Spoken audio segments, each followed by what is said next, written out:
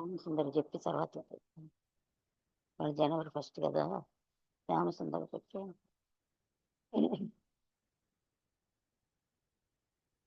శ్యామ సుందర మదన మోహన రాధే గోపాల్, రాధే గోపాల్, రాధే గోవింద భజో రాధే గోపాల్, రాధే గోవింద భజో రాధే గోపాల్.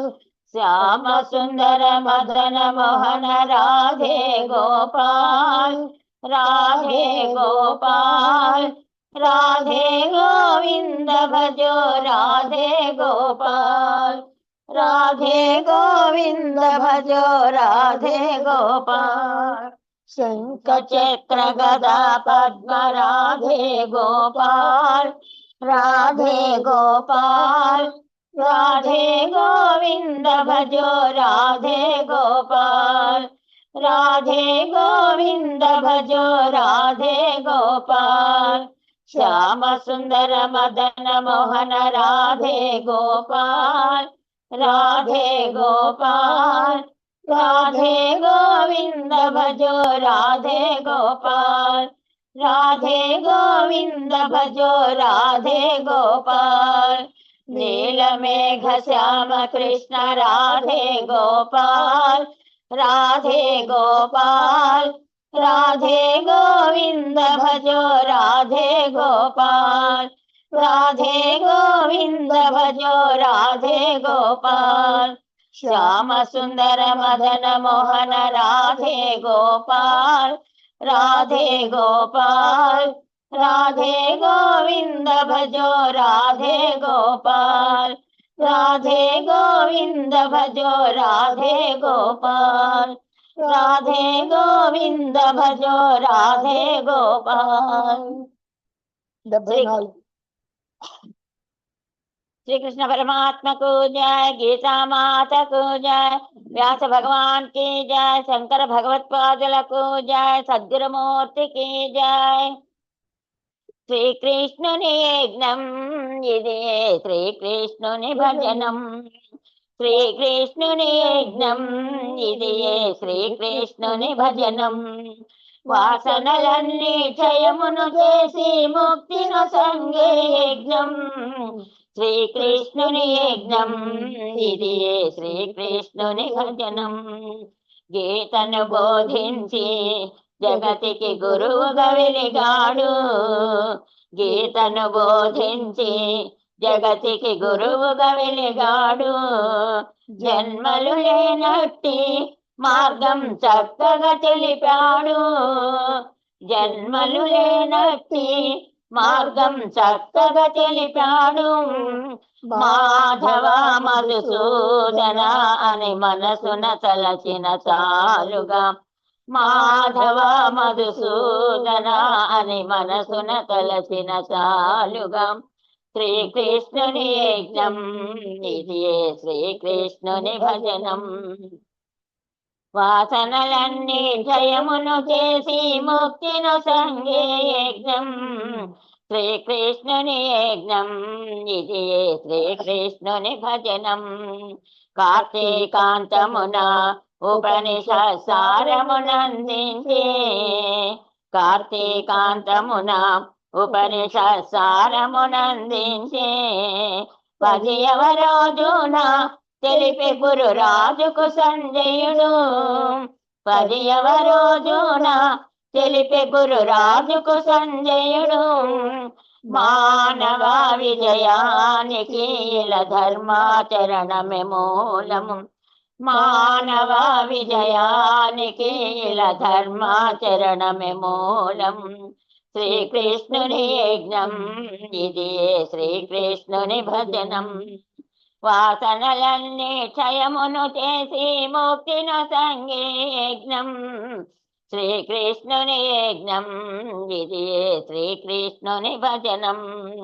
గీతను విన్నట్టే పార్థుడు శరణని అన్నాడు, గీతను విన్నట్టే పార్థుడు శరణని అన్నాడు. అంతయు విని కూడా అంధుడు సర్వము కోల్పోయే, అంతయు విని కూడా అంధుడు సర్వము కోల్పోయే. మానవా నీవు శ్రద్ధతో దీని శ్రవణము చేసిన శ్రేయసే. మానవా నీవు శ్రద్ధతో దీని శ్రవణము చేసిన శ్రేయసే. శ్రీకృష్ణుని యజ్ఞం ఇది శ్రీకృష్ణుని భజనం. వాసనలన్నీ క్షయమును చేసి ముక్తిను సంగే యజ్ఞం. శ్రీకృష్ణుని యజ్ఞం ఇది శ్రీకృష్ణుని భజనం. కృష్ణ హరే శ్రీకృష్ణ హరే గీత భళే భగవద్గీత భళే. కృష్ణ హరే శ్రీకృష్ణ హరే గీత భళే భగవద్గీత భళే. కృష్ణ హరే శ్రీకృష్ణ హరే గీత భళే భగవద్గీత భళే. కృష్ణ హరే శ్రీకృష్ణ హరే గీత భళే భగవద్గీత భళే. గీత భళే భగవద్గీత భళే. శ్రీకృష్ణ పరమాత్మకు జయ. శ్రీకృష్ణ పరమాత్మకు జయ.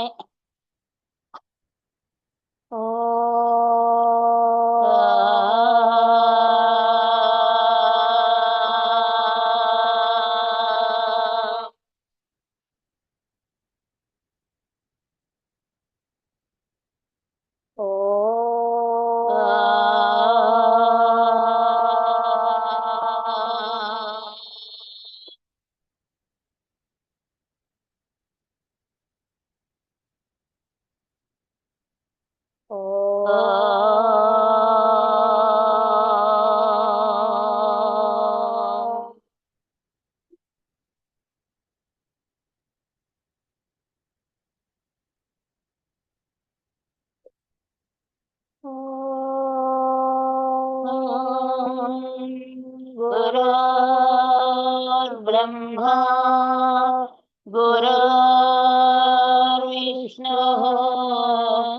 गुरुर्देवो महेश्वरः. गुरुसाक्षात्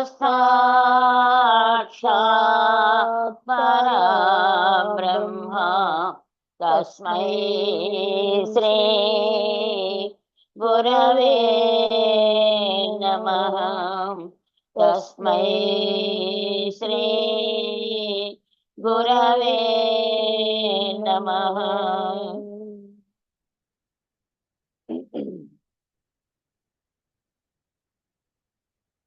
ఓం సదాశివసమారంభాం శంకరాచార్యమధ్యమాम् अस्मदाचार्यपर्यन्ताम् वन्दे गुरुपरम्पराम्. वन्दे गुरुपरम्पराम्.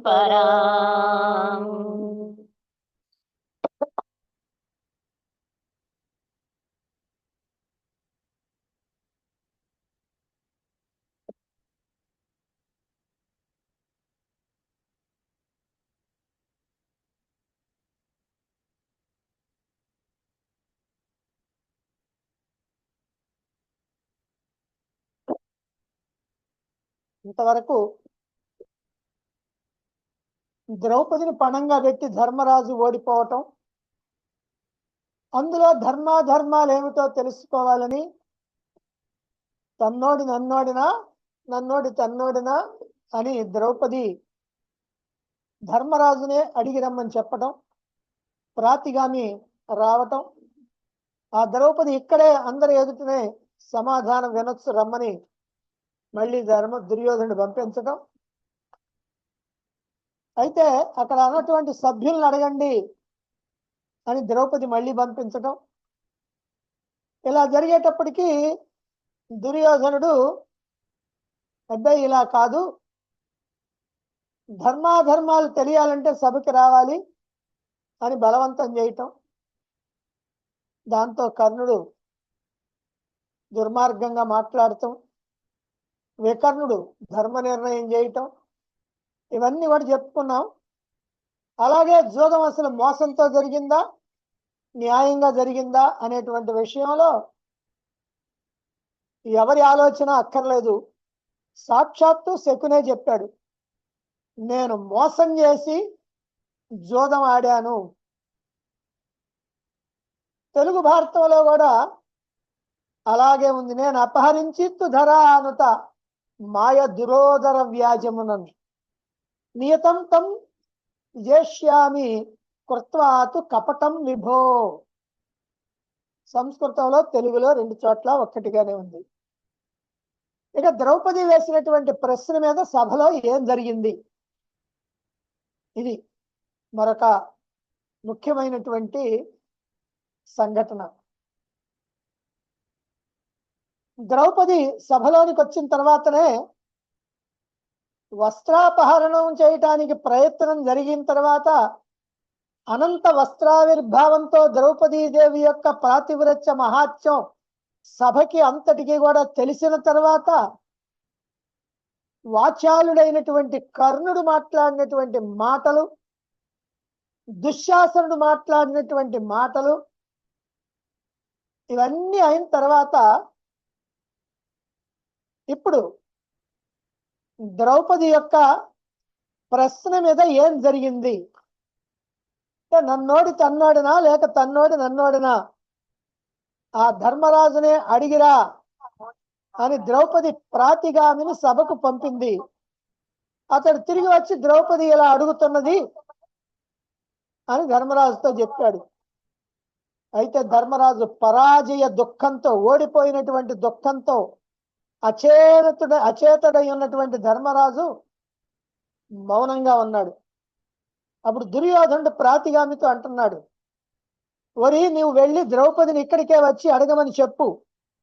ఆమె ప్రశ్నని, ధర్మరాజు సమాధానాన్ని సభాసదులంతా కూడా వింటారు అన్నాడు.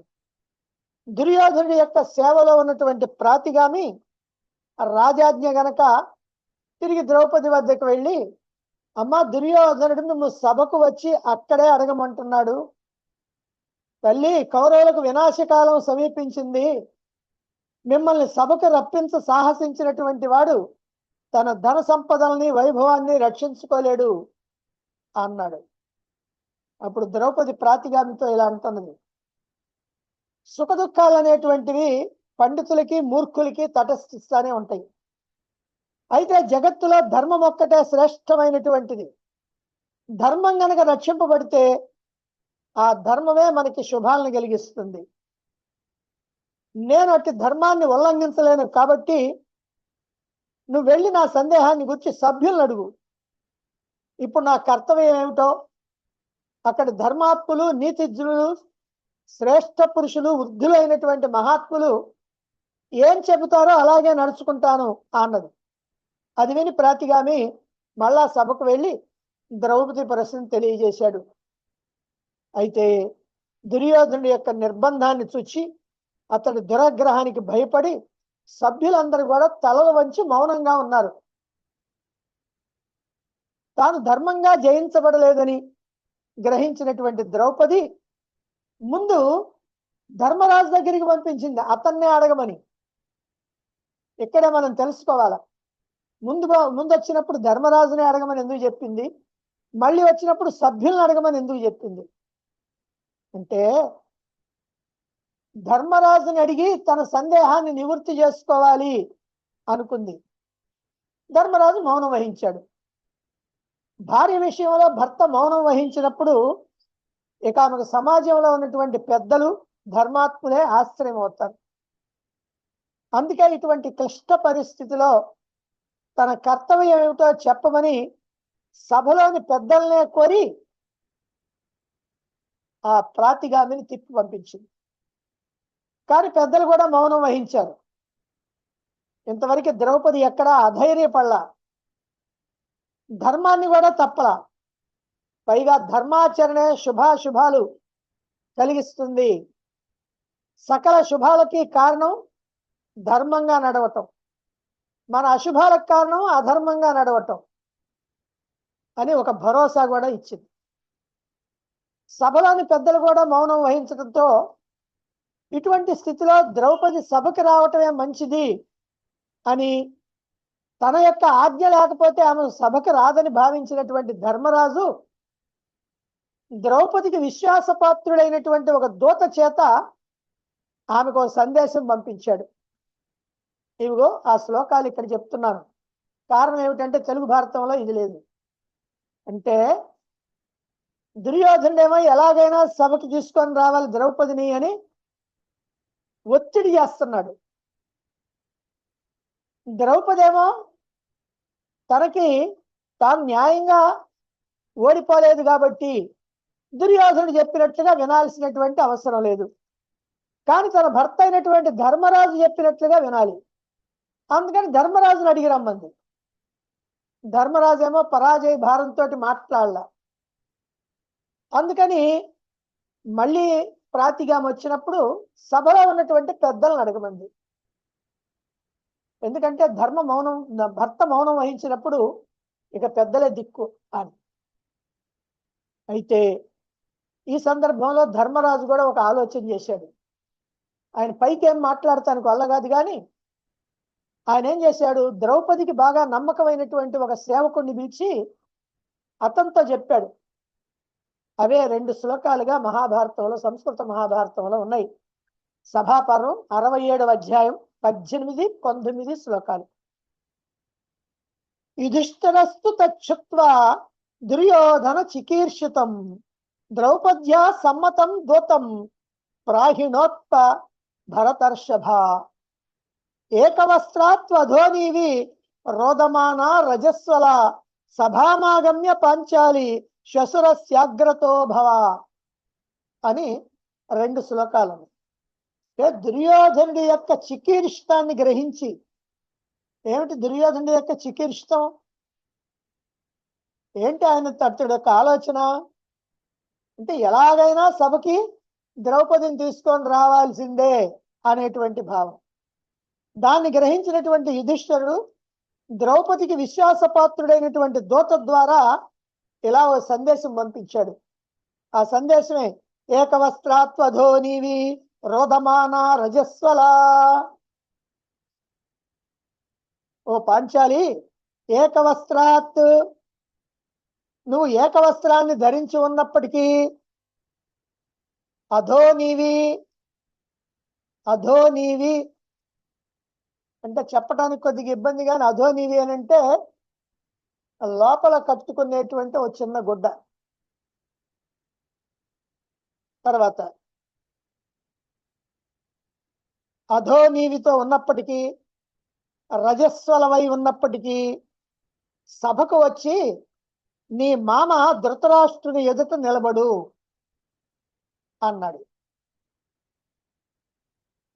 ఎందుకన్నాడు? ధర్మరాజు ఏదో ద్రౌపది తన పాటలు తాను పడుతుందిలే అని ఊరుకోకుండా నువ్వు వచ్చి నిలబడితేనే మంచిది అని కబురు పంపించాడు. నువ్వు ఏకవస్త్రగా ఉన్నా, రజస్సులమైనా, అధోనివితో ఉన్నా, ఏడుస్తూ దుఃఖంతో ఉన్నా నువ్వు వచ్చి నీ మామ ఎదురుగా నిలబడు అన్నాడు. ఒక్క మామేనా అక్కడ ఉంది? సభలో కొన్ని వేల మంది ఉన్నారు. అందరూ పెద్ద పెద్దలు ఉన్నారు, కురువృద్ధులు ఉన్నారు, గురువులు ఉన్నారు, తెలివి కలిగినటువంటి వాళ్ళు ఉన్నారు, పురోహితులు ఉన్నారు, మంత్రులు ఉన్నారు, సామంతరాజులు ఉన్నారు. ఇట్లా చూస్తే సభంతా కిక్కిరిసింది. ఇలాంటి సభలో మరి వచ్చి నిలబడమన్నాడే ధర్మరాజు. అది కూడా మనం తర్వాత మాట్లాడదాం. తర్వాత ఇంకో శ్లోకం ఉంది, 18, 19 తర్వాత 20 శ్లోకం. అధత్వా మాగతాం దృష్ట్వా రాజపుత్రీం సభాం తదా సభ్యా సర్వే వినిందేరన్ మనోభిర్ ధృతరాష్ట్రజం అన్నాడు. ఏమని? నీ వంటి రాజకుమారి సభకి వచ్చి నిలబట్టాన్ని చూచినటువంటి సభాసదులంతా తమ తమ మనస్సుల్లో దుర్యోధను నిందిస్తారు. ఇక్కడ ధర్మరాజు యొక్క మనస్తత్వాన్ని కూడా నేను చెప్పాలి. ఒకసారి సంజయుడు ఏమన్నాడంటే ధృతరాష్ట్రుడితోటి, నీకేమైనా బుద్ధి ఉందయ్యా మహారాజా, ధర్మరాజు అంటే ఎవరనుకున్నావు? మెత్తని పులి, తెలుసుకో అన్నాడు. ఏమిటి మెత్తని పులి అంటే? ఆయన ఏం చేయడు, కానీ ఎన్ని రకాల కష్టాలు పెట్టినా, బాధలు పెట్టినా, దుర్మార్గాలు చేసినా మేలకొని ఊరుకుంటాడు. వాళ్ళని దుర్మార్గాలు చేయనిచ్చి 10 మంది చేత వీడు దుర్మార్గుడు దుర్మార్గుడు దుర్మార్గుడు అని అనిపించిన దాకా ఆయన మేలకొని ఊరుకుంటాడు. ఆ తర్వాతనే తన ప్రతాపాన్ని చూపిస్తాడు అనేటువంటి ఉద్దేశంతో ఆయన మెత్తని పులి అన్నాడు. దీని అర్థం కూడా చాలా మంది తెలియక రకరకాల అర్థాలు తీసుకుంటారు. ఏదో ధర్మరాజును దుర్మార్గుడిగా చిత్రించాలనుకున్నటువంటి వాళ్ళు. కాబట్టి ఈ సందేశం పంపించాడు. ఎందుకని? దుర్యోధను యొక్క చికీర్షితాన్ని గ్రహించి. ఏమిటా చికీర్షితం అంటే? ధర్మరాజు శకుని ప్రేరేపిస్తేనే ద్రౌపదిని పణంగా పెట్టి జోదంలో ఓడిపోయాడు. అప్పుడు దుర్యోధనుడు విదురుడితో అంటున్నాడు, ఓ విదురా, నువ్వు వెళ్ళి ద్రౌపదిని తీసుకొని రా, ఆ పాపాత్మురాలు వచ్చి నా ఇంటిని తుడవాలా, దాసీలతో కలిసి ఉండాలా అన్నాడు దుర్యోధనుడు విదురుడితో. విదురుడు ఆ రాజ్యానికి ప్రధానమంత్రి, తనకి పినతండ్రి, తండ్రికి ఎల్లప్పుడూ పక్కనే ఉండే సహాయకుడు. ధర్మం తప్ప ఏనాడు కూడా తన నోటి గుండా ఇంకో మాట రానే రాదు. అలాంటి వాణ్ణి ఇలా మాట్లాడాడు. ఆ తర్వాత ప్రాతిగామిని పిలిచి, నువ్వెళ్ళి ద్రౌపదిని తీసుకొని రా, నీకు పాండవుల వల్ల ఎలాంటి భయం లేదు, ఈ విదురుడు అంటే భయపడతా ఉంటాడు అన్నాడు. ద్రౌపది దగ్గర నుంచి మొదటిసారి తిరిగి వచ్చినటువంటి ప్రాతిగామితోటి ఆమెను ఇక్కడికే వచ్చి అడగమను, ధర్మరాజు సమాధానం చెబుతాడు, అందరు వింటారు అన్నాడు. అంటే ద్రౌపదిని ఎలాగైనా సభకు రప్పించాలి, ఆమెను అవమానించాలి, దానివల్ల పాండవులు తలెత్తుకొని లోకంలో తిరగటానికి వీలు లేకుండా చేయాలి. అది దుర్యోధనుడి యొక్క ఉద్దేశం. కాబట్టి ఇది కనిపెట్టాడు ధర్మరాజు. అందుకని ఇటువంటి ఆలోచనని కనిపెట్టి ద్రౌపది రజస్వల గనక సభకు రావటానికి వీలు లేనటువంటి స్థితిలో ఉంది గనక దుర్యోధనుడు ఎలాగైనా ఆమెను సభకి రప్పించి అవమానించాలనే దురాలోచనతో ఉన్నాడు గనక, నువ్వు ఎటువంటి స్థితిలో ఉన్నప్పటికీ సభకు వచ్చి ధృతరాష్ట్రుని ఎదుట నిలబడు, సభాసదులు నిన్ను చూచి దుర్యోధనుని దురాగతానికి అతన్నే నిందిస్తారు అని ద్రౌపదికి సందేశం పంపించాడు. ధర్మరాజు ఊహించినట్లుగానే దుర్యోధనుడు ప్రాతిగామితో అంటున్నాడు, ప్రాతిగామి, ద్రౌపదిని ఇక్కడికి తీసుకొని రా అంటే ధర్మరాజు అతనికి చెప్పి పంపించిన విషయం దుర్యోధనుడికి తెలియదు, ఇది రహస్యంగా పంపించాడు.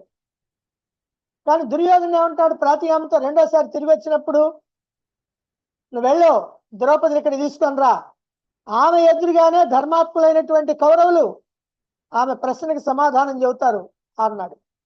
ఇప్పుడు సభలో వాళ్ళ ధర్మాత్ములైనటువంటి కౌరవులు సమాధానం చెబుతారంటున్నాడు. దుర్యోధనుడికి తాను వశవర్తి అయి ఉన్నప్పటికీ ప్రాతిగామి ద్రౌపది కోపానికి భయపడుతున్నాడు. ద్రౌపది అంటే భయం కలుగుతుంది ప్రాతిగామికి మళ్ళీ పోవటానికి. అందుకని అంటున్నాడు, ద్రౌపదికి నేనేం చెప్పాలో మీరు చెప్పండి అని సభికులను అడుగుతున్నాడు. దుర్యోధనేమో లాక్కరా అంటున్నాడు. ప్రాతిగామే భయంతో సభికులను అడుగుతున్నాడు, ఇప్పుడు నేనేం చెప్పాలి ఆమెతోటి చెప్పండి అని. అది చూచి దుర్యోధనుడు వీడు లాభం లేదు, భయపడుతున్నాడు అని తెలుసుకొని, ఓ దుశ్శాసన, దుర్బల హృదయుడైనటువంటి ప్రాతిగామి భీమసేనునికి భయపడుతున్నాడు, నీవు స్వయంగా వెళ్ళి ద్రౌపదిని పట్టుకొని తీసుకురా, మన శత్రువులైనటువంటి పాండవులు మనకి దాసులై పడున్నారు, ఇక వాళ్ళు చేయగలిగిందేమి లేదు అన్నాడు.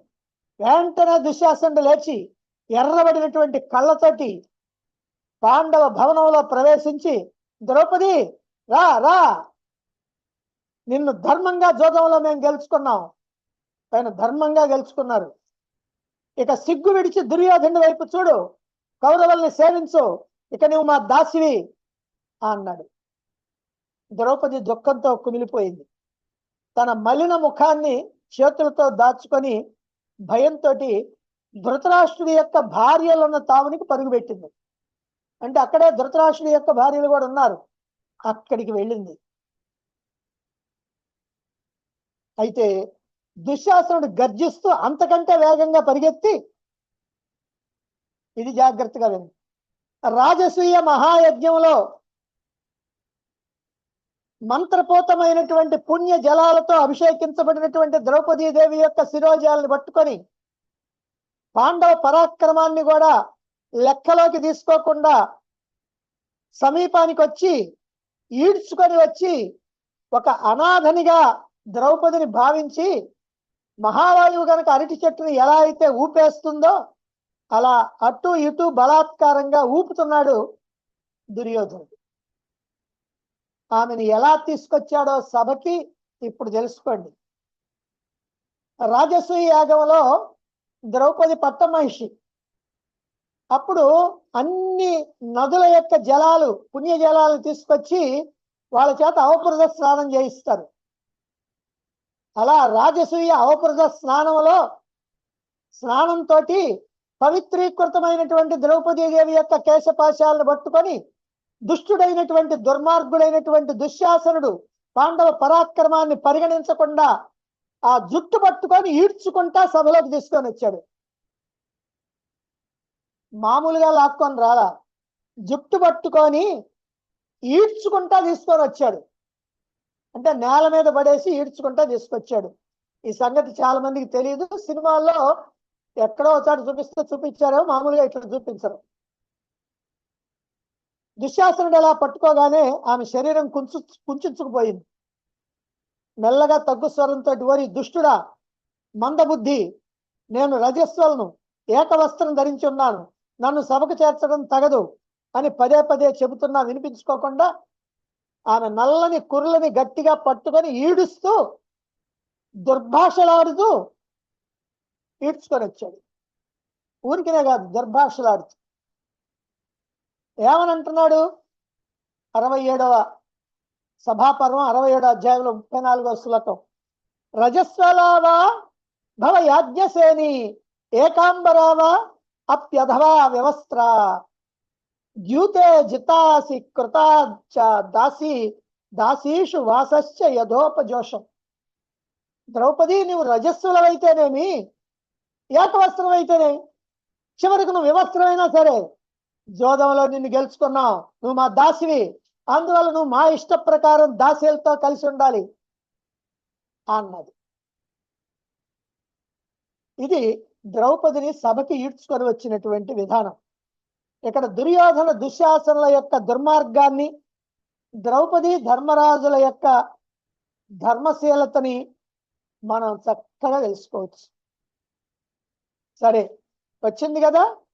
ఇలా వచ్చిన తర్వాత రాజకీయ అవప్రదర్శన సందర్భంగా మంత్రపోతమైనటువంటి పుణ్య జలాలతో పవిత్రీకృతం గావించబడినటువంటి ద్రౌపదీదేవి యొక్క కేశపాశాలను పట్టుకొని దుశ్శాసనుడు దాసి దాసి అంటూ ఆమెను అటు ఇటు గుంజుతుంటే ఆమె కేశాలు చెల్లాచెదరైనవి. ఆమె కట్టిన వస్త్రం కొంత జారిపోయింది. ఆమె సిగ్గుతో దుఃఖంతో లోలోపల తీవ్ర క్రోధంతో ప్రజ్వలిస్తూ ఆ విపత్కరమైనటువంటి పరిస్థితిలో ఇలా అంటున్నది, ఓరి దుష్టుడా, ఈ సభలో శాస్త్ర పారంగతులు ఉన్నారు, కర్మిష్ఠులు ఉన్నారు, శాస్త్రాలను ఉపదేశించినటువంటి పితృ సమానులైనటువంటి గురువులు ఉన్నారు.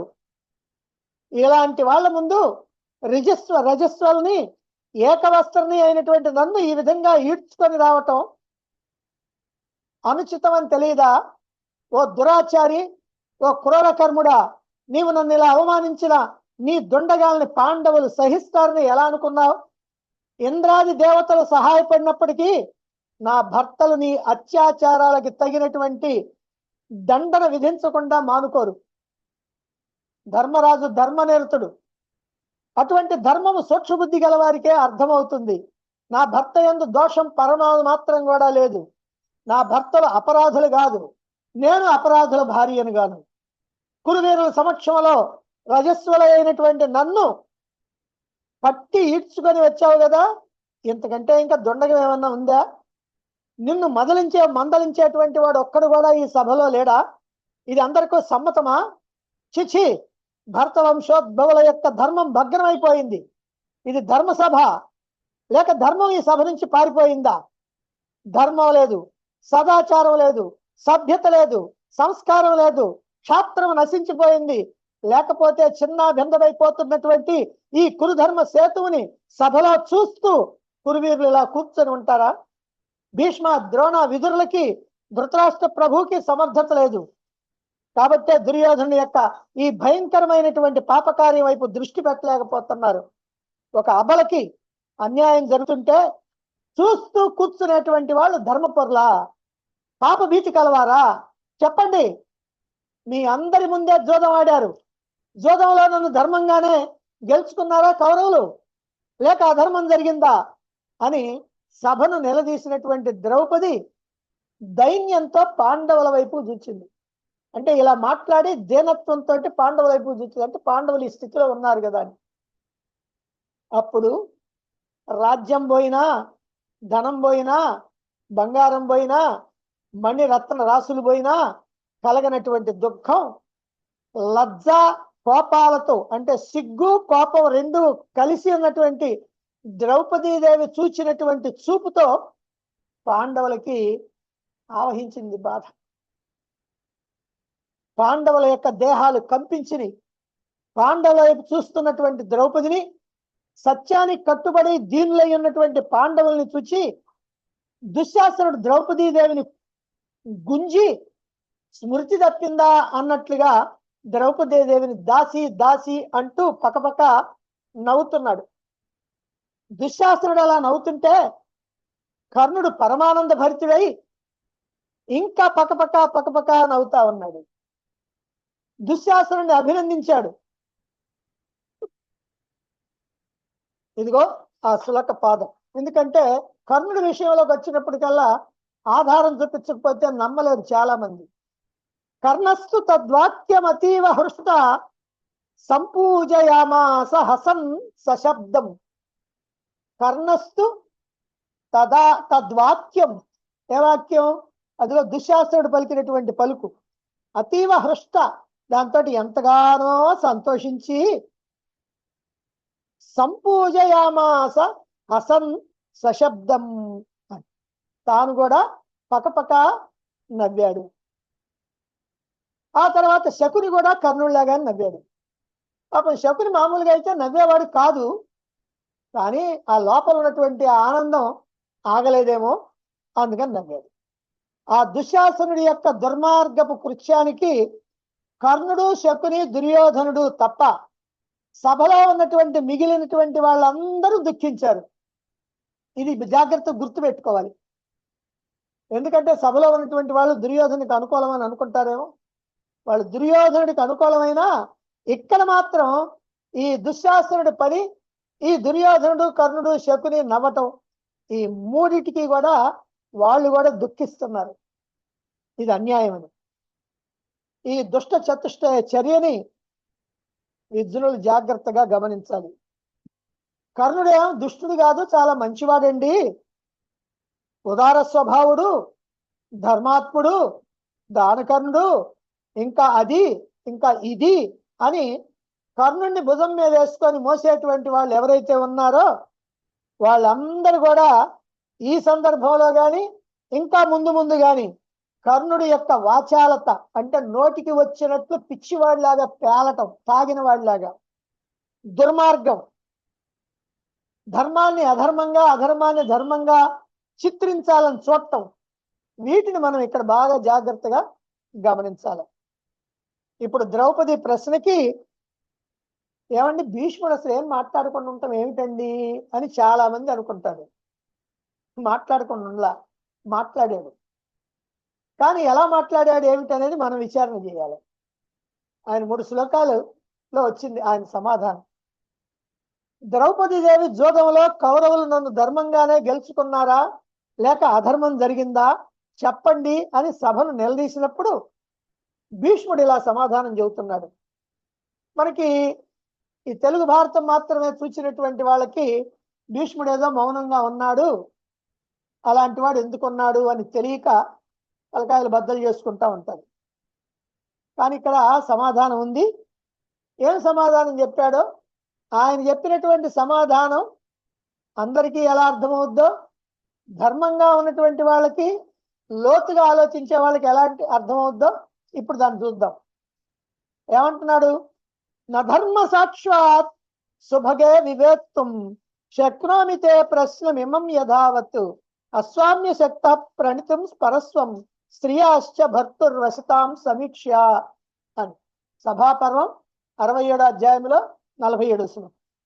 అమ్మా సౌభాగ్యశాలి, ధర్మం అత్యంత సూక్ష్మమైనటువంటిది గనక నేను నీ ప్రశ్నకి ఇదమిద్ధంగా తేల్చి చెప్పలేకపోతున్నాను.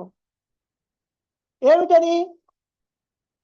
స్వామి కానివాడు పరుల ధనాన్ని పణంగా పెట్టలేడు, కానీ స్త్రీ అప్పుడు కూడా పతి అధీనంలోనే కదా అన్నాడు. అంటే ఈ ముక్కలు చూసి, అంటే ఏ శ్లోకానికి ఆ శ్లోకం మన వాళ్ళు చెప్పుకున్నారు. ఏమంటున్నాడు చూడండి, ఈ యజమాని కానటువంటి వాడు పరుల ధనాన్ని పందెంగా పెట్టలేడు. ఇప్పుడు ధర్మరాజు సొంతగా పందెం పెట్టడానికి వీలు లేదు, ఎందుకంటే ఆయన దాసుడయ్యాడు, ఆయన యజమాని కాదు. మరి ద్రౌపదిని పణంగా పెట్టాడు. ఆయన ఎవరు పణంగా పెట్టడానికి? ఓడిపోయినటువంటి వాడు పణంగా పెట్టడానికి వీలు లేదు. పైగా ద్రౌపది ఆయనకే కాదు, మిగతా నలుగురికి కూడా భార్య. కాబట్టి ఈ పణం చెల్లదు. అయితే ఇంకో మాట చెప్పాడు. ఏమని? స్త్రీ ఎప్పుడు పతి యొక్క అధీనంలో ఉండేదే, స్త్రీ భార్య యొక్క సొత్తే అని. భర్త యొక్క సొత్తే. ఆ తర్వాత రెండో దానికి కనెక్షన్ గా చెప్పాడు. త్యజేత సర్వాం పృథివీ సమృద్ధాం యుధిష్ఠిర ధర్మమధో నజ్యాత్ ఉక్తం జితోస్మి చ పాండవేన తస్మాన్న శక్నోమి వివేక్తుమిత్తేమి. అంటే ధర్మరాజు ధన సంపదలతో తొలతూగుతూ ఉన్న ఈ సమస్త భూమండలాన్నైనా సరే వదిలిపెడతాడు, కానీ ధర్మాన్ని మాత్రం వదిలిపెట్టడు అన్నాడు. అటువంటి ధర్మనందనుడు జితోస్మి అన్నాడు. అంటే పందెంలో నన్ను మాత్రమే నేను ఒడ్డుకుంటున్నాను అన్నాడు. జితోస్మి అని అంటే జితోస్మి అంటే నన్ను నేను ఒడ్డుకుంటున్నాను అంటే దీంట్లో భార్య గాని ఇంకెవరు గాని ఉన్నారు కాదు. కాబట్టి అందుకని నేను వివేచించి చెప్పలేకపోతున్నాను. ఏమన్నాడు? మొదటి శ్లోకంలో చివరికి వచ్చేటప్పటికల్లా స్త్రీ భర్త యొక్క సొత్తే, కానీ ధర్మరాజు ధర్మాన్ని ఎప్పుడు వదులుకోడు. అందుకని ఆయన పణం పెట్టేటప్పుడు జితోస్మి అన్నాడు, అంటే నన్ను నేను ఒడ్డుకుంటున్నాను అన్నాడు. కాబట్టి మరి ఇక్కడ ఎట్లా చెప్పాలా? అందుకని ద్రౌపది ఆ పందెంలో లేనట్టే అని. దానికి మళ్ళీ గట్టిగా ఇంకొక సమాధానం చెబుతున్నాడు. జ్యూతే ద్వితీయస్య కునిన్నరేషు కుంతీ సుతస్తేన నిస్పష్ట కామః నమన్యతే తాం నికృతిం యుధిష్ఠిరః తస్మాన్నతే ప్రశ్నమిమం బ్రవీమి. రాజులందరిలో కూడా జ్యోత విద్యా విశారదుడు శకుని. అంటే జోగం ఎంత రూల్స్ అన్ని కూడా చక్కగా తెలిసినటువంటి వాడు శకుని. ఈ శకుని యుధిష్ఠిరుని ప్రేరేపించి నిన్ను జోగంలో వడ్డేందుకు కోరికను రగిలించాడు. అంటే ఈ శకుని జోగ ధర్మం తెలిసినటువంటి వాడు అయినప్పటికీ అతడు ధర్మరాజుని అతడే ప్రేరేపించి ద్రౌపదిని పణంగా పెట్టమన్నాడు. కానీ యుధిష్ఠిరుడు శకుని యొక్క మోసాన్ని తెలుసుకోలేకపోయాడు. అందుకని నేను సమాధానం చెప్పలేకపోతున్నాను అన్నాడు. అంటే మొత్తం మీద ఏంటంటే నేను ధర్మాన్ని చెప్పలేకపోతున్నాను అనేటువంటిది మూడిట్లో ఫైనల్ గా కనపడుతుంది. ఆ చెప్పిన మాటల్ని ఆలోచించకపోతే ఆయన అన్న మాట అది. ఇలా నీ ప్రశ్నకు వివేచించి సమాధానం చెప్పలేకపోతున్నానని భీష్ముడు చెబుతున్నప్పటికీ ఈ 3 శ్లోకాల భావాన్ని లోతుగా గనక విశ్లేషణ చేస్తే మనకి భీష్ముని యొక్క అసలైన అభిప్రాయం మనకు అర్థమవుద్ది. ఈ 3 శ్లోకాలని మళ్ళీ ఇంకొక మాట కూడా కలపొద్దు. స్వామి కాని వాడు పరుల ధర్మాన్ని పణంగా పెట్టలేడు. ధర్మరాజు ముందు తనను తాను ఒడ్డుకొని ఓడిపోయాడు. అలా ఓడిపోయినటువంటి వాడు స్వామిగాడు కనుక నిన్ను పణంగా పెట్టడానికి ధర్మరాజుకి అధికారం లేదు.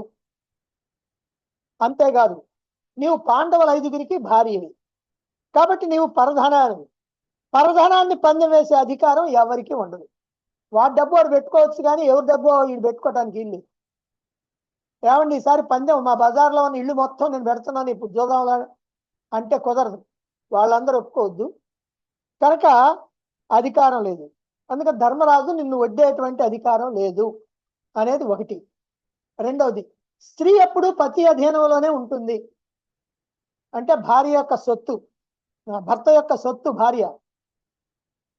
కాబట్టి భర్త ఓడినప్పుడు ఆ ఓటమిలో భార్య కూడా ఉన్నట్లే అని గనక అందామా? ధర్మరాజు తనంత తాను అడ్డుకొని ఓడిపోయినప్పుడు ధర్మరాజుతో పాటుగా ద్రౌపది కూడా ఓడిపోయినట్లేని అనుకుందామంటే, అంటే ఇట్లా భర్త యొక్క సొత్తే భార్య అనేటువంటి విషయాన్ని కూడా మనం అంగీకరిద్దామని అనుకుంటే, ఈ ధర్మరాజు ఎలాంటి వాడయ్యానంటే రాజ్యాన్నైనా వదిలిపెడతాడు కానీ ధర్మాన్ని మాత్రం వదిలిపెట్టడు. అలాంటి ధర్మనందనుడు జితోస్మి అన్నాడు, అంటే నన్ను ఒడ్డుకుంటున్నాను. తనొక్కనే ఓడిపోయినట్లుగా స్వయంగా తెలియజేశాడు. ధర్మరాజు ధర్మాన్ని ఎప్పుడు కూడా వదిలిపెట్టడు. అటువంటి ధర్మరాజు తనను తాను అడ్డుకొని ఓడిపోయినప్పుడు జితోస్వ అనకుండా జితోస్మి అన్నాడు.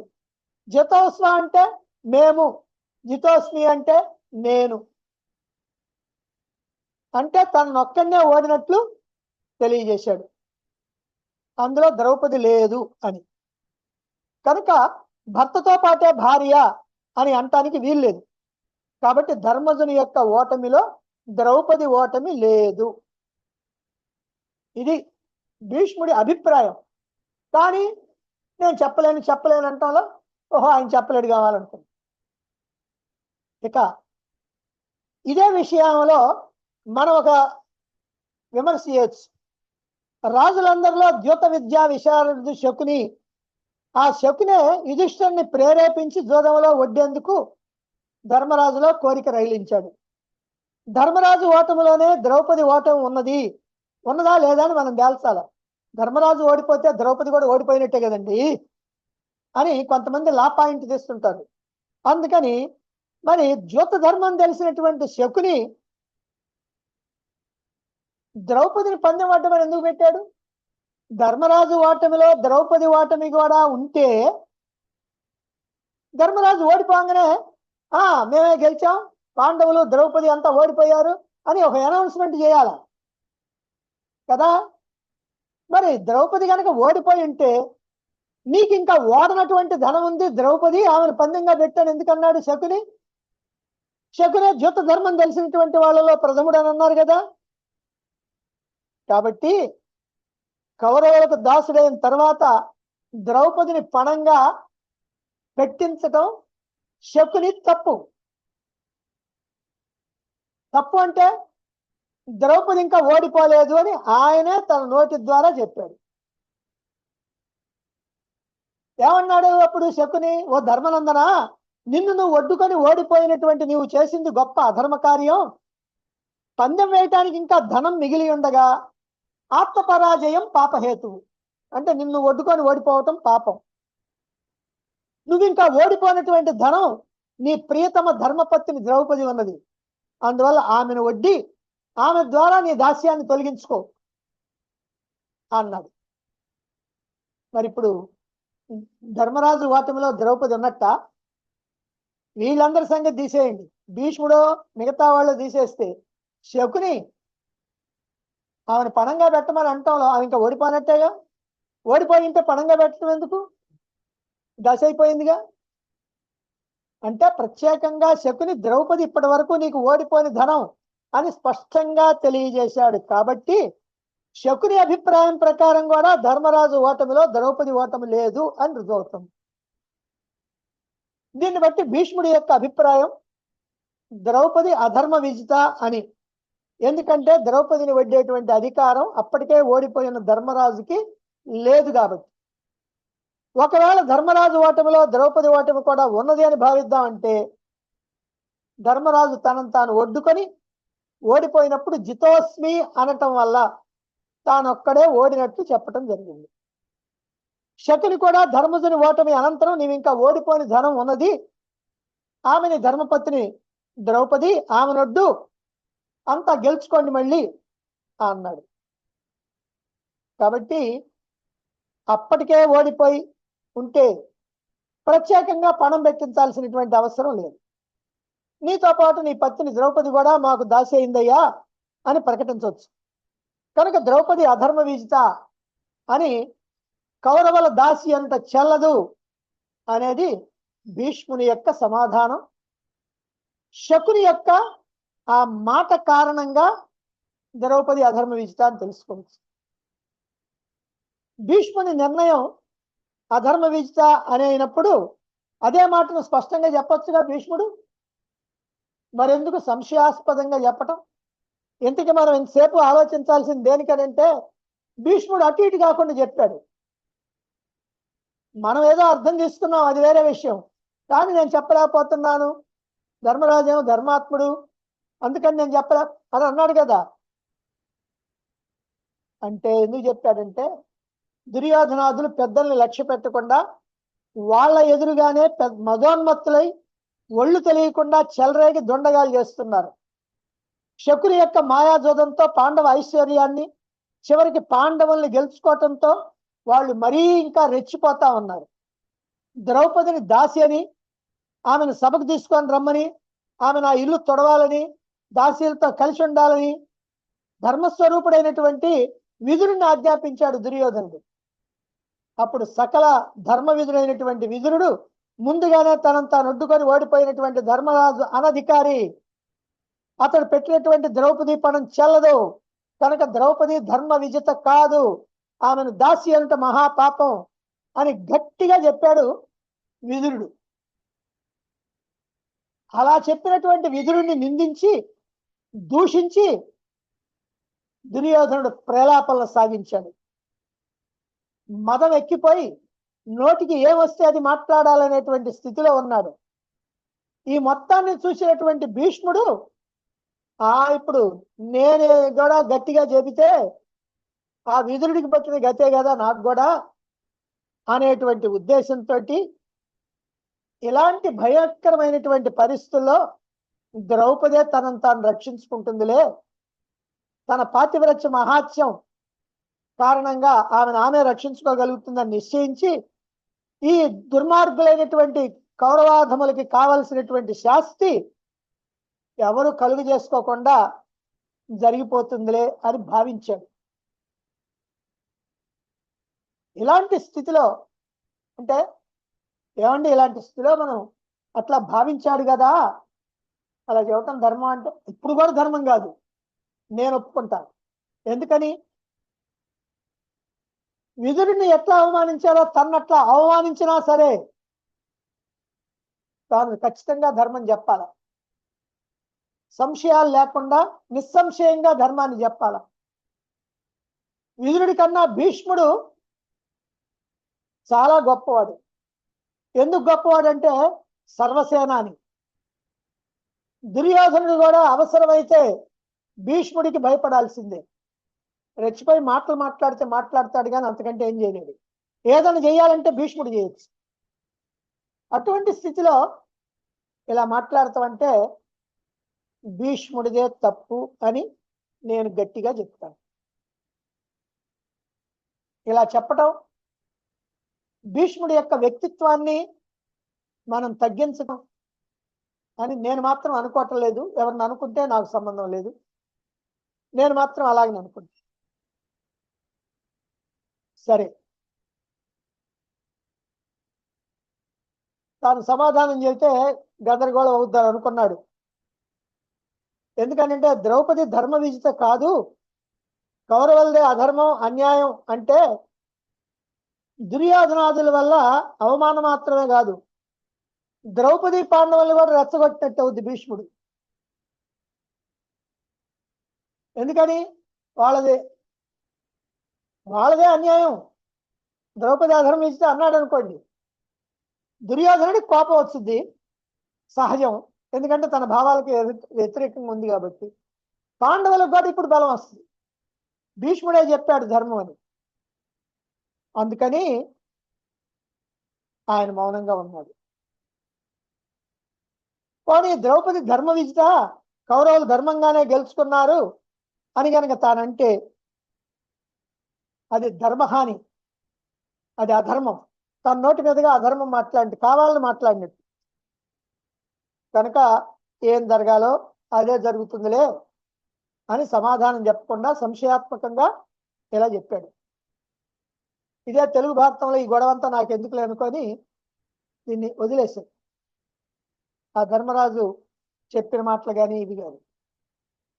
భీష్ముడిలా సంశయాస్పదంగా సమాధానం చెప్పడం ధర్మమా అంటే కాదు, కానే కాదు. ఇలా అధర్మంగా ప్రవర్తించినందుకు, ధర్మ నిర్ణయం చెయ్యగలిగి కూడా చెయ్యకుండా, చెయ్యవలసినటువంటి సమయంలో చెయ్యకుండా ఉన్నందుకు అధర్మ దోషం తనకు అంటుకుంటుంది. భీష్ముడికి అధర్మ దోషం అంటుకుంటుంది. దాని ఫలితాన్ని తాను తప్పకుండా అనుభవించాల్సి వస్తుంది. అది కూడా ఆయనకి తెలుసు. నేను ఇట్లా చెప్పినందుకు నేను దీన్ని అనుభవించాల్సి వస్తుంది అని తెలుసు. ఆ ఫలితాన్ని కూడా మహాభారత యుద్ధం 10వ రోజున పడిపోయిన తర్వాత ఎక్కడ పడిపోయాడు? అంపశయ్య. అంపశయ్య అంటే అదేదో హంసతులికా తల్పం కాదు. ఒంటి నిండా బాణాలు గుచ్చుకున్నాయి కదా, అంగుళం కూడా ఎక్కడ ఖాళీ లేదు, ఒంటి నిండా బాణాలు గుచ్చుకున్నాయి. ఆ బాణాలతో పడిపోయారు. అంటే బాణం యొక్క ముక్కు ఎక్కడ ఉంటుంది? ఈయన ఒంట్లో ఉంటుంది. ఆ బాణం కింద భాగం భూమిలోకి ఉంటుంది. అంటే ముళ్ళన్నీ, బాణాల ముళ్ళన్నీ కూడా తన శరీరంలో ఉండి రక్తం కారిపోతా ఉంటుంది. ఒక్క బాణం గనక ఒంట్లో కనుకుంటే ఎంత బాధో మనకి తెలుసు, ఊహించవచ్చు. కానీ కొన్ని వందల బాణాలు కనుక ఆ రకంగా కనుకుంటే ఆయనకి ఎంత బాధో మనకి మాటలతో చెప్పలేం. ఆ అనుభవం మనకి తెలియదు. కాబట్టి అలా అనుభవించడం జరిగింది 58 రోజులు. ఒక రోజు కాదు, 2 రోజులు కాదు, 58 రోజులు అంపశయ్య మీద ఉన్నాడు. కనుక విన్నా వినకపోయినా, వినిపించుకున్నా వినిపించుకోకపోయినా తాను చెప్పాల్సినటువంటి ధర్మాన్ని గనక చెప్పి ఉన్నట్లయితే అతడికి ఏ దోషం ఉండేది కాదు.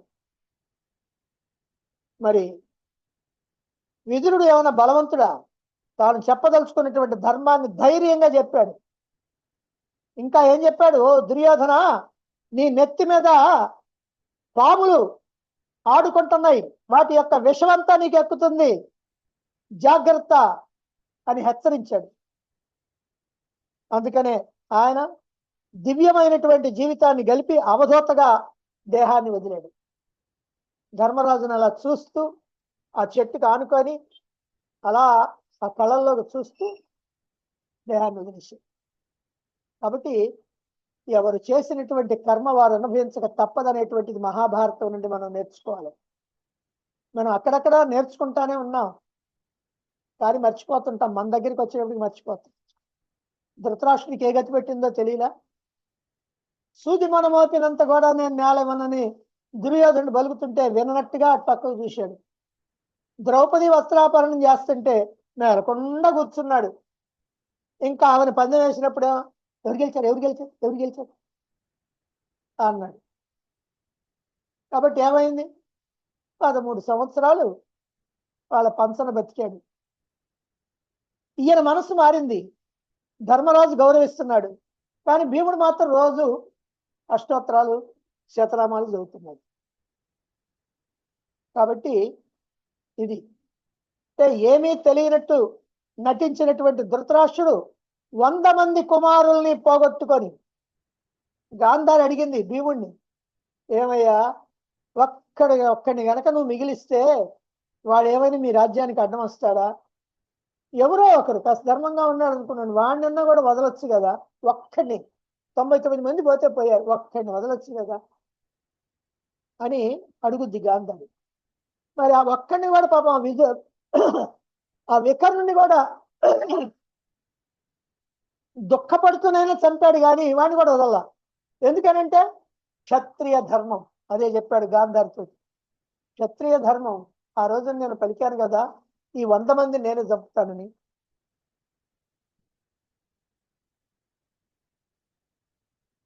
మరి ఆ ధర్మాన్ని నేను పాటించకపోతే ఎలాగా అన్నది.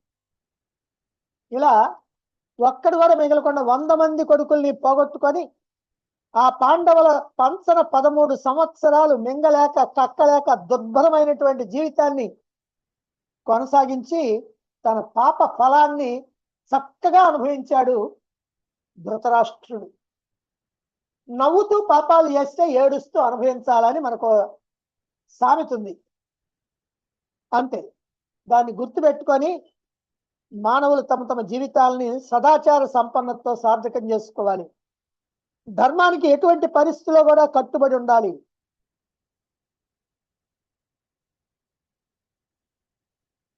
ఇంతవరకు మనం చెప్పుకొని ఇక భీష్ముడు ఇలా సంశయాస్పదంగా చెప్పాడు కదా, మరి చెప్పినప్పుడు ఆ తర్వాత ఏం జరిగింది?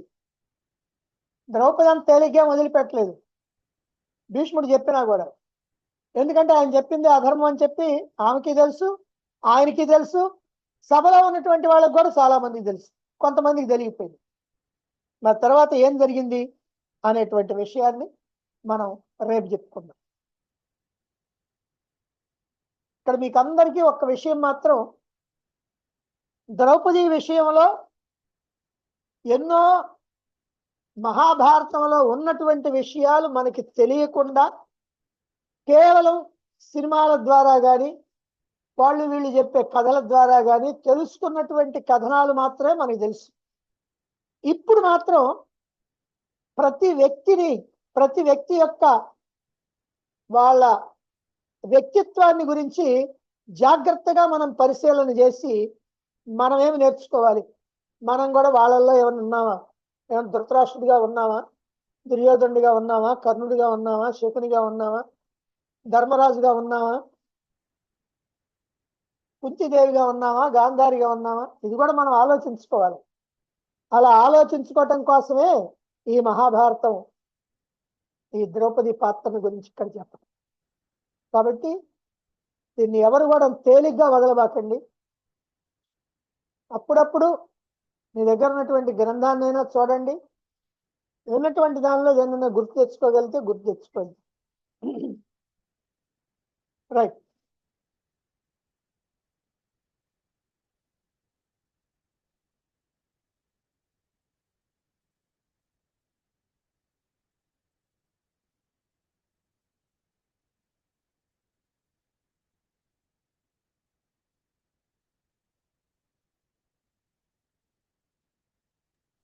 ప్లీజ్ ఫస్ట్ క్వశ్చన్ అండి.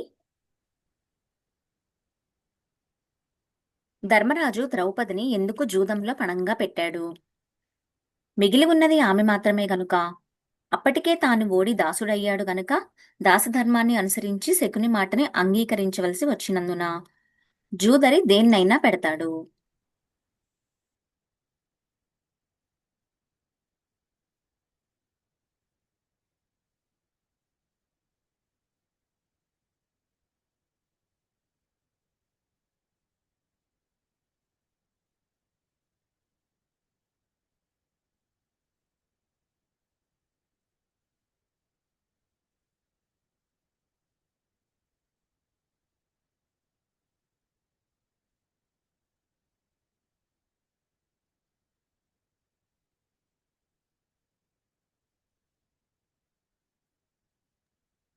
ఓకే, స్టాప్ చేస్తున్నానండి.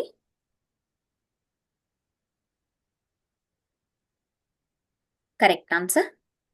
అప్పటికే తాను ఓడి దాసుడయ్యాడు కనుక దాసధర్మాన్ని అనుసరించి శకుని మాటను అంగీకరించవలసి వచ్చినందున 243 మంది కరెక్ట్గా ఆన్సర్ చేశారు.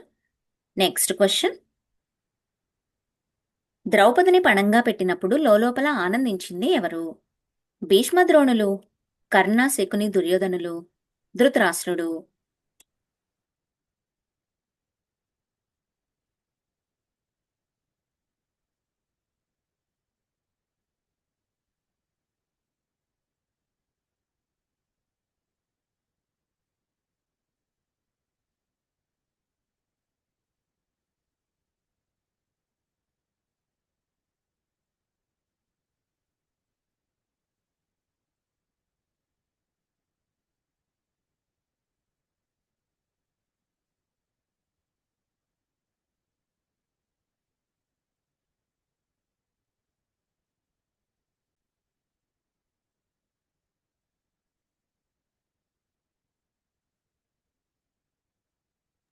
ఓకే, స్టాప్ చేస్తున్నానండి. Correct answer. ధృతరాష్ట్రుడు 94 మంది కరెక్ట్గా ఆన్సర్ చేశారు. Next question.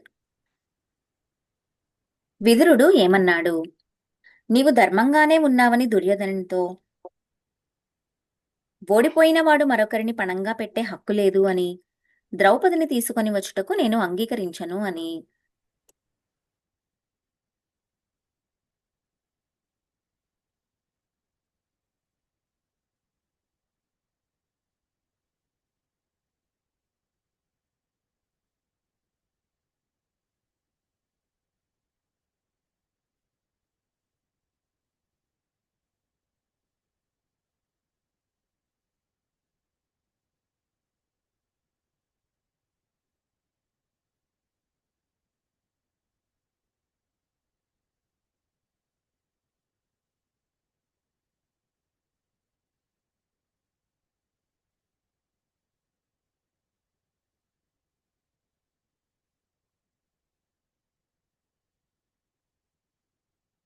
ఓకే, స్టాప్ చేస్తున్నానండి.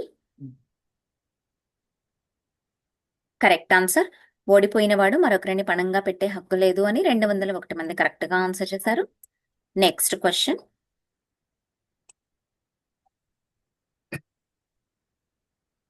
ఇది కపట జూదం అనుటకు రుజువు ఏమి? నేను కపటం చేసి ధర్మరాజును ఓడించి అతని సంపదనంతా నీకిస్తానని శకునియే అనుట, పాండవులు ఇది మోసం అనుట, శకుని కపటి కనుక.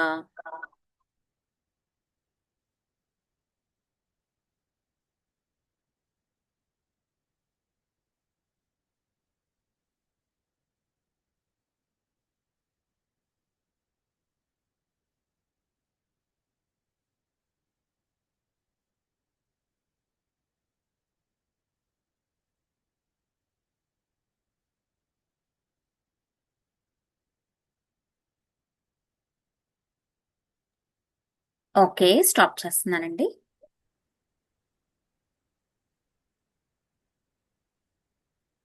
Correct answer. నేను కపటం చేసి ధర్మరాజును ఓడించి అతని సంపదనంతా నీకిస్తానని శకునియే అనుట 246 మంది కరెక్ట్గా ఆన్సర్ చేశారు. Next question. ద్రౌపది అడిగిన ప్రశ్నకు ధర్మరాజు ఏమని సమాధానం ఇచ్చాడు? నీవు ధర్మంగానే జయించబడ్డావు అని, పరాజయ దుఃఖంతో మౌనంగా ఉన్నాడు, ధర్మం నాకు తెలియదని.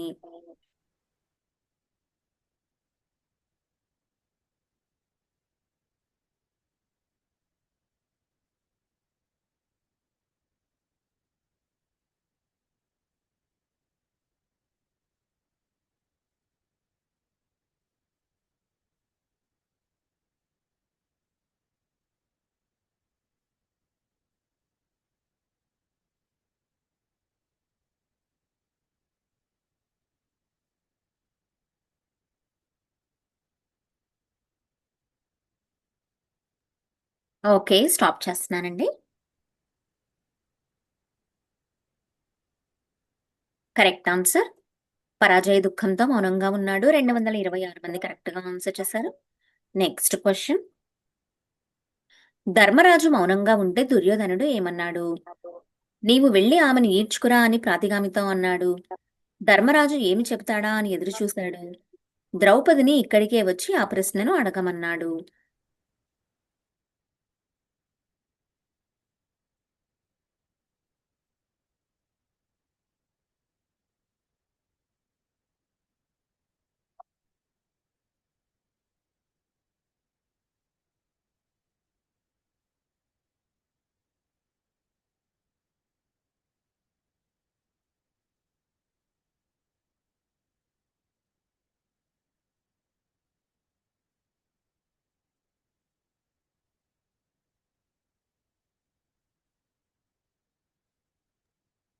ఓకే, స్టాప్ చేస్తున్నానండి.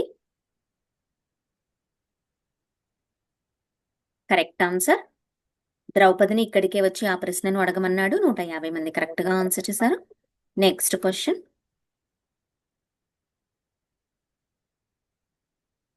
ప్రాతిగామి తిరిగి వెళ్లి దుర్యోధనుని మాట చెప్పినప్పుడు ద్రౌపది ఏమన్నది? నీవు తిరిగి వెళ్లి సభ్యులనడుగు, వారు చెప్పినట్లు నడుచుకుంటాను అని, నాకు ధర్మరాజే సమాధానం చెప్పాలి అని, నేను సభకు రానని చెప్పు.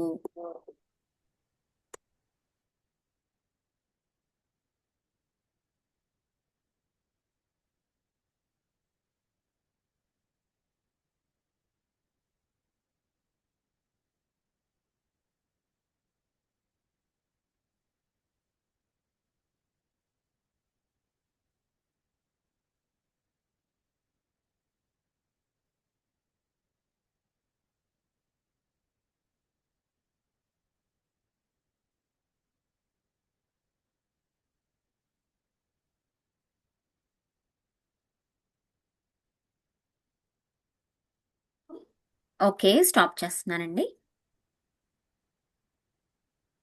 Correct answer. నీవు తిరిగి వెళ్లి సభ్యులను అడుగు, వారు చెప్పినట్లు నడుచుకుంటాను అని 192 మంది కరెక్ట్గా ఆన్సర్ చేశారు. Last question. సభలోని పెద్దలు కూడా మౌనం వహించడంతో ధర్మరాజు ఏం చేశాడు? తానే వెళ్లి ద్రౌపదిని తీసుకువచ్చాడు. ద్రౌపది రాదు, ఏం చేసుకుంటావో చేసుకో అని దుర్యోధనునితో అన్నాడు. ద్రౌపదికి నమ్మకమైన దూత ద్వారా నీవు సభకు వచ్చి ధృతరాష్ట్రుని ఎదుట నిలబడు అని చెప్పి పంపాడు.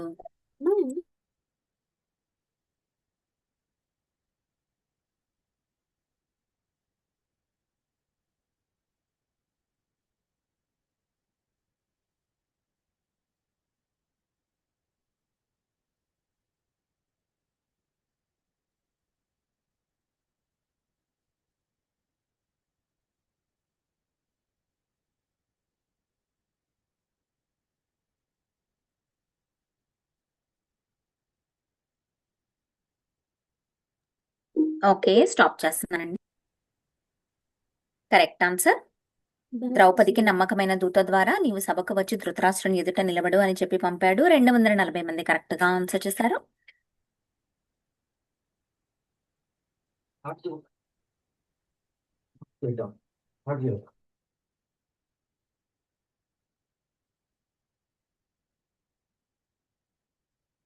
నాగ సురేష్. నోయిడా నుండి నాగ సురేష్ గురు పూజ చేసుకునేటువంటి సందర్భంలోని కొత్త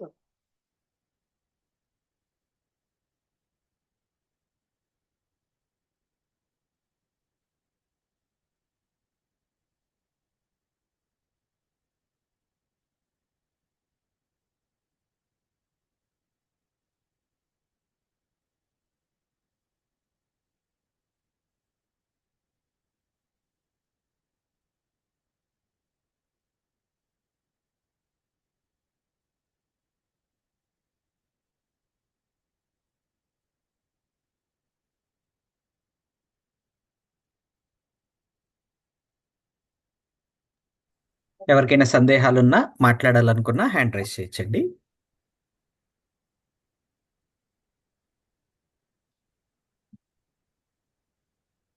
భక్తాత్సల్ రెడ్డి గారు. గురుదేవ, మీ పద్మపాదాలకు, అమ్మగారి పాద పద్మాలకు శిరస్సు వంచి నమస్కరిస్తున్నాను. భక్తవత్సలం. గురుదేవ, ఈ ద్రౌపదిని సభకు ఈడ్చుకు వచ్చిన విధానం వింటా ఉంటే మనస్సు అల్లాడిపోతా ఉంది గురుదేవ. ఎంతటి నీచుడైనా కూడా ఇలా ప్రవర్తిస్తాడా? అంత నిండు సభలో ఆమెను ఇలా పిలుచుకుని వచ్చి చేశారంటే చాలా బాధేస్తాం గురుదేవ. రెండోది గురుదేవ, 25వ తారీఖు మీ దగ్గరికి వచ్చి మీ దర్శనం చేసుకుని గురు పూజ చేసుకున్నాను గురుదేవ. కానీ ఇంతకు ముందు ఎన్నోసార్లు వచ్చాను. కానీ మొన్న అంటే 25వ తారీఖు చేసుకున్న గురు పూజ మనసు నాకు ఎంత సంతోషం కలిగిందంటే అసలు టైం ఎట్లయిపోయిందా అనేసి అని అనిపించింది. అక్కడ ఉన్నంతసేపు వేరే ఆలోచన ఏమీ లేకుండా అసలు టైం ఎలా అయిపోయింది, ఇంకా టైం అయింది బస్సుకి అనుకుంటా ఉంటే కూడా పోవడానికి బుద్ధి పుట్టలేదు గురుదేవ. అంత ఆనందంగా ఉండింది గురుదేవ. అక్కడ నేను ఇంటికి వచ్చిన తర్వాత మరలా కూడా దాన్ని తలుచుకుంటా ఉన్నాం. మీరు చెప్పినటువంటి వాక్యాలన్నిటిని కూడా మననం చేసుకుంటూ అలాగే ఆ నిశ్చలంగా ఆ సంతోషంగా ఉండిపోయాను గురుదేవ. ఆ అనుభూతిని అంత తొందరగా మర్చిపోవడానికి వీలు ఉండదు గురుదేవ. గురుదేవ, మీకు అమ్మగారికి మరొక మారు నమస్కరిస్తూ సెలవు తీసుకుంటాను. రైట్. ఎంకే నాగభూషణం గారు. నమస్కారం గురువు గారు. నాగభూషణ్ ఫ్రమ్ బెంగళూరు నుంచి మాట్లాడుతున్నది. ఈ చెప్పండి. ప్రాతిగామి అనే వర్డ్ యూజ్ చేస్తున్నారు, దాని అర్థం ఏమీ తెలియదు. ఏంటి ప్రాతిగామి ప్రాతిగామి? ఆ పేరు అది, పేరు అతని పేరా? అతని పేరు అది ప్రాతిగామి. ఇంకోటి సాధన పంచకము పంచదశ అనేది విద్యారణ్య స్వామి రాస్తున్నారు, కొంతమంది శంకరాచార్య రాసినారు, కొంతమంది అంటున్నారు.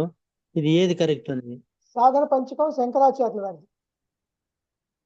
పంచదశ స్వామి అది పంచదశి విద్యారణ్య స్వాముల వారి సరే, వేదాంత పంచదశి. ఓకే. నమస్కారం గురువు గారు. అంతే. రైట్.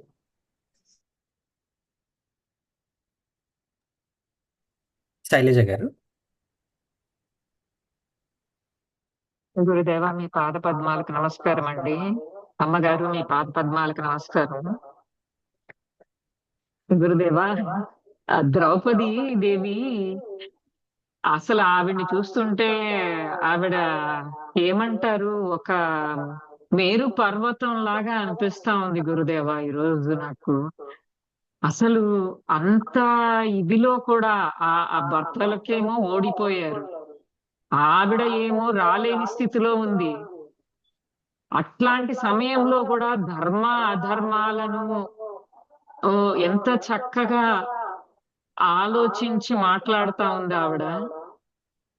అసలు నిజంగా ఆమె పరిస్థితిని తలుచుకుంటా ఉంటేనే చాలా బాధగా ఉంది గురుదేవ. నిజంగా ఆవిడ ఎంత చక్కగా చెప్పింది, సుఖ దుఃఖాలు అనేవి పండితులకు కానీ మూర్ఖులకు కానీ అందరికీ వస్తాయి. అట్లాంటి సమయంలో కూడా ధర్మాన్ని తప్పకుండా ఉండాలి అని. అసలు ఎంత బాగా అంటే ఆమె ఏమంటారు, ఆ సమయంలో ఆమె ఇది మైండ్ పనిచేయడం అనేది అసలు ఎంత గొప్ప ఇది అనేది అనిపించింది గురుదేవ. తర్వాత ఆవిడ అంటే ధర్మరాజు నేను చెప్పకపోతే తను రాదు అని తన దూత ద్వారా, అంటే ఆవిడకి బాగా ఇదున్న దూత ద్వారా పంపించాడు అని చెప్పారు. ఆ చెప్పిన శ్లోకాలు అయితే నిజంగా చాలా బాధ కలిగించాయి గురుదేవ. అసలు నిజంగా ఎంత బాధ కలిగించాయో. అంటే ఎంత ఏ స్థితి అంటారు, భార్యాభర్తలు కూడా అసక్తులైన స్థితి గురుదేవ అది. అండ్ అదే కాకుండా ధర్మరాజు ఇలా చేస్తే వీళ్ళ దుర్మార్గము అందరి ముందు బయటపడుతుంది అని మెత్తని పులి అని కూడా చెప్పారు. కానీ ఆ అంటే నేను అనుకుంటాను గురుదేవ, ఆ దుర్మార్గం అసలు ముందే బయటపడతా ఉంది. అంటే ఆవిడ వచ్చి అక్కడ మాట్లాడిన దాని వల్ల ఇంకా తెలుస్తుంది. ఆయనేమి చెప్పలేకపోతున్నాడు, ధర్మరాజు ఏమి చెప్పలేకపోతున్నాడు. కానీ ఆవిడ వచ్చిన తర్వాత సో అక్కడ ఆవిడ అనింది ఇట్లా, సూక్ష్మ బుద్ధి గలవారికే అవగతం అవుతుంది, నా భర్తలు అపరాధులు కాదు అని చెప్పి, అంటే కామ్గా ఉన్నారని మీరంతా ఇలా ఇచ్చేస్తున్నారు అని. తర్వాత ఇది కూడా చెప్పింది, ఆవిడ నిలదీసింది అందరినీ. అంటే తన పరిస్థితి చెప్పింది గురుదేవ. అసలు ఆవిడ అంటే నాకు నిజంగా ఎంత అంటే ఆవిడ ఏమంటారు, ఏమి ఏదో అంటారు ఒక విషయం, అంటే తనకి ఇంక ఏమి కాని పరిస్థితుల్లో అన్ని బయట పెట్టేసింది గురుదేవ. అంటే అట్లీస్ట్ అప్పుడైనా సభాసదులందరికీ సిగ్గు అసలు, అంటే బయటపడాలి. విదురుడు, మీరు అదే చెప్పారు, భీష్ముడు అంటే అది విదురుడికి జరిగింది చూసి తను జాగ్రత్తగా చెప్పాడు, మళ్ళీ తనకు అవుతుందేమో అని 3 శ్లోకాల ద్వారా బాగా విశ్లేషించి చెప్పారు. కానీ విదురుడు చేసిందే కరెక్ట్ గురుదేవ. ఆ భీష్ముడు చేసింది తప్పని మీరు అన్నప్పుడు ఎంత ఆనందం వేసిందో నాకు చెప్పలేను గురుదేవ. చాలా ఆనందం వేసింది. ఎందుకంటే ఇప్పుడు సమాజంలో కూడా అలానే ఉంటారు గురుదేవ. చూస్తూ కామ్గా చాలా మంది ఉంటారు. అంటే ఏదైనా తప్పు జరుగుతా ఉందంటే అంటే తెలుస్తుంది వాళ్ళకి, తెలిసి కూడా మాట్లాడకుండా చాలా మంది ఉంటారు. మీరు అంతట్లో లాస్ట్ లో చెప్పారు ఒక మాట, ఈ మహాభారతాన్ని తీసుకుని అందరూ కూడా మీరు దీన్ని నేను ఎట్లా ఉన్నాను అని ఆలోచించాలి. ఎట్లా ధృతరాష్ట్రుని లాగా ఉన్నానా, లేకపోతే కర్ణుడి లాగా ఎట్లా దుర్యోధనుడి లాగా ఉన్నానా అని మీరు చూసుకుంటూ ఉండాలి అని చాలా బాగా చెప్పారు గురుదేవ. కానీ అదే అంటే లాస్ట్ లో చెప్పారు, పాపాలు నవ్వుతూ చేస్తే తర్వాత కరెక్ట్ గా గుర్తులేదు, అది కూడా ఏడుస్తూ ఏడుస్తూ అనుభవించాలి, ఏడుస్తూ నవ్వుతూ అనుభవించాలి పాపాలు చేస్తే ఏడుస్తూ అనుభవించాలి. అని. కానీ మహాభారతంలో చెప్పినట్టే ఆ అంటే ఉంటాయి గురుదేవ, ఉంటాయి, తప్పకుండా ఉంటాయి అట్లాంటి సిచ్యువేషన్స్. సో చాలా చాలా బాగా విశ్లేషించారు గురుదేవ. చాలా చాలా బాగుంది ఈ రోజు. కానీ చాలా బాధగా అయితే అనిపించింది గురుదేవ ద్రౌపది దేవి గురించి. అసలు నిజంగా చాలా బాధ వేసింది. మీకు ఇవే సత్కోటి నమస్కారాలు గురుదేవ. రైట్. అవతారం గారు. పూజ్య గురుదంపతుల పాదబంధనం నుండి చాలా చాలా ఆనందంగా ఉందండి. ద్రౌపది విషయంలో కూడా మాకు అంత డీప్ గా తెలియదు, మీరు తెలియపరచడం వల్ల మాకు అంత ద్రౌపది గురించి అంత బాగా తెలిసిందండి స్వామి. చాలా సంతోషంగా ఉందండి. తర్వాత ఈ పూజ్య గురుదంపతులకు ఆధ్యాత్మిక సభ్యులందరికీ కూడా ఆంగ్ల నూతన సంవత్సరం 2020వ సంవత్సరం శుభాకాంక్షలు తెలియపరుస్తున్నానండి. ఈ సంవత్సరం మీకు ఆయురారోగ్య ఐశ్వర్యాభివృద్ధితో వృసల్లాలని, అందరూ బాగుండాలని ఆ భగవంతుని వేడుకుంటాను స్వామి. అది ధన్యవాదములు. రైట్. శైలజ గారు. నమస్కారం గురుదేవ. అమ్మ నమస్తే గురుదేవ. నూతన సంవత్సర శుభాకాంక్షలు మీకు, అమ్మగారికి, అందరికి, సభ్యులందరికీ. గురుదేవ వీడియో ఆఫ్ చేసుకొని వినిందాన్ని సరిపోయింది, లేకపోతే చాలా ఏడ్చేసాను గురుదేవ మీరు చెప్తుంటే.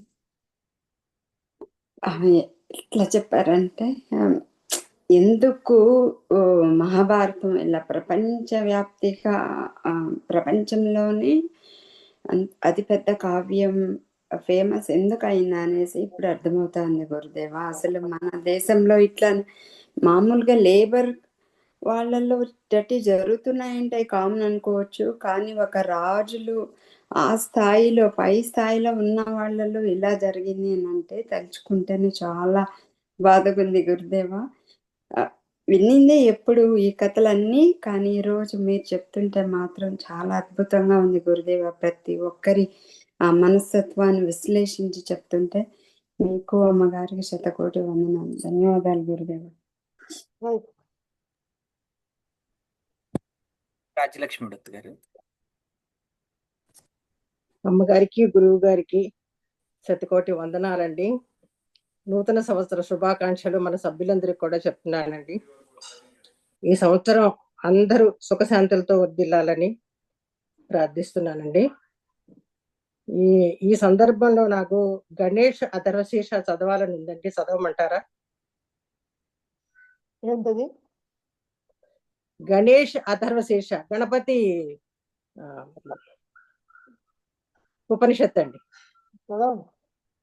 చదవనా? ఓం భద్రం కర్ణేభిః శృణుయామ దేవాః, భద్రం పశ్యేమాక్షవిర్యజత్రాః, స్థిరైరంగైః తుష్టువాంసస్తనూభిః, వ్యసేమ దేవహితం యదాయుః. స్వస్తి న ఇంద్రో వృద్ధశ్రవాః, స్వస్తి న పూషా విశ్వవేదాః, స్వస్తి నస్కార్షో అరిష్టనేమిః స్వస్తి నో బృహస్పతిర్దదాతు. ఓం శాంతి శాంతి శాంతి. ఓం నమస్తే గణపతయే త్వమేవ ప్రత్యక్షం తత్వమసి త్వమేవ కేవలం కర్తాసి త్వమేవ కేవలం ధర్తాసి త్వమేవ కేవలం హర్తాసి త్వమేవ సర్వం ఖల్విదం బ్రహ్మాసి త్వం సాక్షాత్ ఆత్మాసి నిత్యం. ఋతం వచ్మి సత్యం వచ్మి అవత్వం మాం అవవక్తారం అవశ్రోతారం అవదాతారం అవధాతారం అవానూచారమవశిష్యం అవపశ్చాత్తాత్ అవపురస్తాత్ అవోత్తరాత్తాత్ అవదక్షిణాత్తాత్ అవచోర్ధాత్తాత్ అవాధరాత్తాత్ సర్వతో మాం పాహి పాహి సమంతాత్. తం వాంగ్మయస్త్వం చిన్మయః త్వమానందమయస్త్వం బ్రహ్మమయః త్వం సచ్చిదానంద అద్వితీయోసి త్వం ప్రత్యక్షం బ్రహ్మాసి త్వం జ్ఞానమయో విజ్ఞానమయోసి. సర్వం జగదిదం తత్వో జాయతే సర్వం జగదిదం త్వత్తతిష్ఠతి సర్వం జగదిదం త్వయి లయమేష్యతి సర్వం జగదిదం త్వయి ప్రత్యేతి. త్వం భూమిరాపో నలో నిలో నభః త్వం చత్వారి వాక్పదాని. త్వం గుణత్రయాతీతః త్వం అవస్థాత్రయాతీతః త్వం దేహత్రయాతీతః త్వం కాలత్రయాతీతః త్వం మూలాధారస్థితోసి నిత్యం త్వం శక్తిత్రయాత్మకః త్వాం యోగినో ధ్యాయంతి నిత్యం. త్వం బ్రహ్మత్వం విష్ణుస్త్వం రుద్రస్త్వం ఇంద్రస్త్వం అగ్నస్త్వం వాయుస్త్వం సూర్యస్త్వం చంద్రమాస్త్వం బ్రహ్మ భూర్భవస్వరం. గణాదిం పూర్వముచ్చార్య వర్ణాదీం తదనంతరం అనుస్వార పరతరః అర్ధేందులసితం తారేణ రుద్ధం ఏతత్తవ మనుస్వరూపం. గకార పూర్వరూపం అకారో మధ్యమ రూపం అనుస్వారశ్చాంత రూపం బిందురుత్తర రూపం నాద సంధానం సంహితా సంధిః. సైషా గణేశ విద్యా గణక ఋషిః నిశ్చిద్గాయత్రీ ఛందః గణపతిర్దేవత. ఓం గం గణపతయే నమః. ఏకదంతాయ విద్మహే వక్రతుండాయ ధీమహి తన్నో దంతి ప్రచోదయాత్. ఏకదంతం చతుర్హస్తం పాశమంకుశధారిణం ప్రదం చ వరదం హస్తై బిభ్రాణం మూషకధ్వజం రక్తం లంబోదరం శూర్పకర్ణకం రక్తవాససం రక్తగంధానులిప్తాంగం రక్తపుష్పై సుపూజితం భక్తానుకంపినం దేవం జగత్కారణమచ్యుతం. ఆవిర్భూతం చ సృష్ట్యాదౌ ప్రకృతేః పురుషాత్ పరం ఏవం ధ్యాయతి యో నిత్యం స యోగి యోగినాం వరః. నమో వ్రాతపతయే నమో గణపతయే నమ ప్రమదపతయే నమస్తే అస్తు లంబోదరాయ ఏకదంతాయ విఘ్ననాశినే శివసుతాయ వరదమూర్తయే నమః. ఓం శాంతి శాంతి శాంతి. అందరికీ ఏ విజ్ఞానం లేకుండా ఈ సంవత్సరం అంతా గడిచిపోవాలని చెప్పేసి ఇది చదవాలనిపించిందండి. నమస్కారం.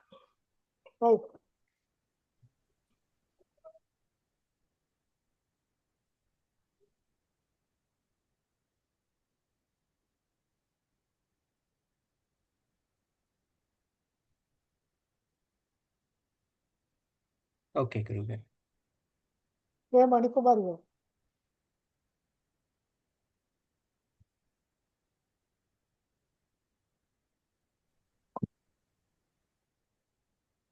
గురుగారికి అమ్మగారికి సత్కోటి నమస్కారాలండి. అదే ద్రౌపది ఎంత బాధపడింది అనేది అంటే వివరంగా తెలియజేశారు. అంటే ఎవరు చేసినటువంటి కర్మ వాళ్ళని వదిలిపెట్టదు అని, అంటే ఈ కౌరవులందరినీ వదిలిపెట్టలేదని, తర్వాత నవ్వుతూ చేస్తారు, ఏడుస్తూ అనుభవిస్తారు అనేటటువంటి విషయం చాలా బాగా తెలిసిందండి. అందరికీ నూతన సంవత్సర శుభాకాంక్షలు అండి. అమ్మగారికి మీకు కూడా నమస్తే. రైట్.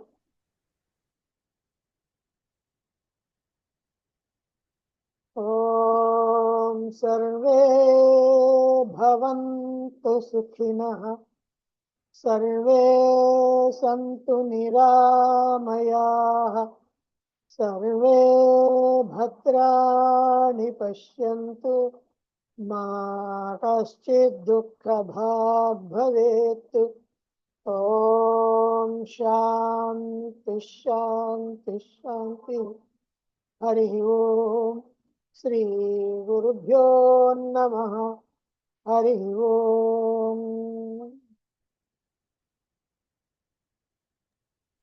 మరలా రేపు రాత్రి 7 గంటలకి సత్సంగంలో తిరిగి కలుసుకుందాము. Thank you.